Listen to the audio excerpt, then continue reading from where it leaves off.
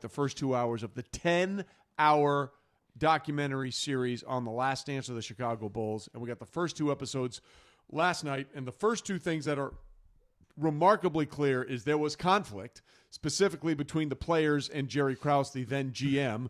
And then, of course, the whole situation with Scottie Pippen coming out of nowhere, out of Central Arkansas, and what he meant to that franchise. Because as good as Michael Jordan is, and he's either 1 or 1A, depending on where you are in your time frame and how you perceive the greatest players in NBA history, it took a Scottie Pippen to get them to where they needed to be to finally be a team that could challenge the Detroit Pistons and the New York Knicks in the Eastern Conference. I think this says a lot, gang, for those who may not know the numbers. Scottie Pippen signed a 7-year, $18 million deal. I mean, that's the deal he signed back when he came into the league. A 7-year, $18 million deal. At one point, he was 122nd highest paid player in the league, 6th highest paid player on the Bulls, because the Bulls would not renegotiate deals at all. 7 years. The 12th guy on the bench gets more than 7 years and 18.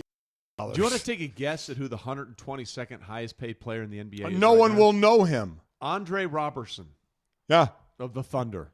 We know him, and we know he's not worth as much as Scottie Pippen.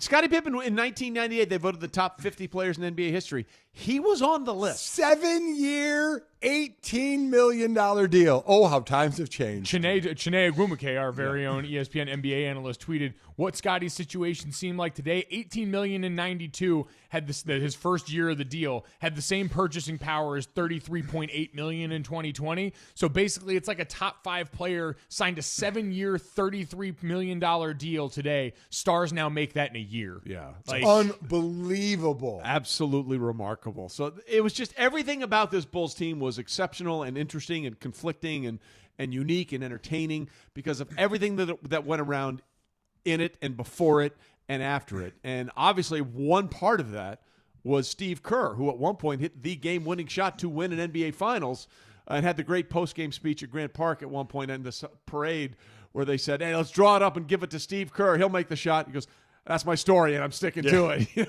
It just sort of went down that way.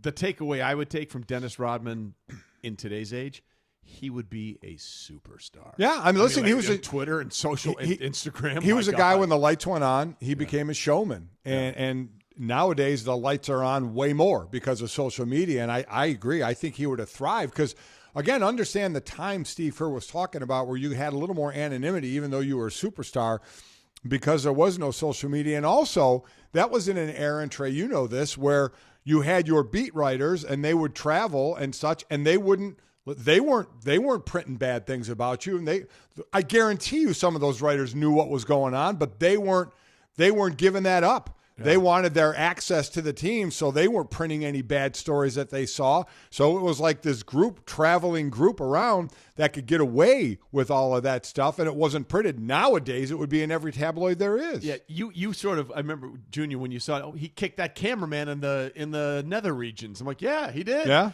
Charles Barkley once threw a fan through a plate glass window. Yeah. I mean, it was a wild time back then. We're like, oh, Charles, you're so funny. Yeah, it's Chuck being Chuck. It's just Chuck being Chuck, chucking somebody through a plate glass window. Thanks for watching ESPN on YouTube. For live streaming sports and premium content, subscribe to ESPN+.